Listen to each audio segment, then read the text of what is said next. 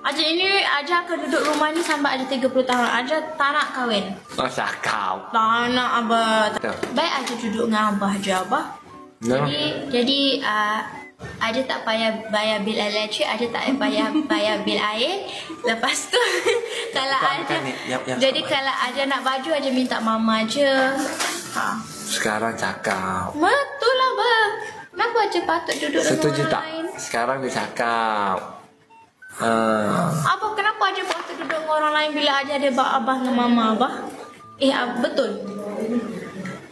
Itu makes no sense. Aja rela duduk di sini daripada tempat lain. Kita orang record dia kata.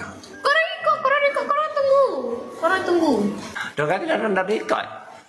Yang kita buat podcast. Record lah, Aja betul-betul Aja tak nak kahwin sampai 30 tahun. Baik Aja duduk dengan abang dengan mama je. Aja pergi office. Korang percaya ke tak percaya? Cuba tanya. Komen percaya ke tak percaya? Percaya kan korang? Saya nak belajar dulu. Saya nak pergi overseas, saya nak belajar, saya nak kerja. Cuba je tak percaya. Korang, please. Saya tak. independent. Saya tak nak kahwin. Number lagi. Kalau kahwin pun tunggulah 45 tahun ke either one. Tapi yang lain saya duduk dengan mama dengan abah. Okey. Abah duduk ke abah? Tak ada bukan tu lah. Sebab sikit lagi. Yolah tu 45 dia kata. Kena abang mama. Perempuan rugi kau lambat. Dia kata rugi.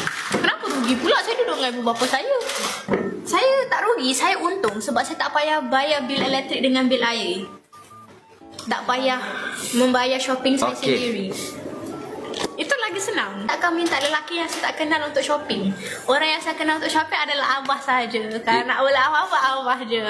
Itu sahaja lelaki yang saya akan meminta barang. Okay, korang kena agree dengan Chess. Like, kenapa kita patut minta orang lain pas benda?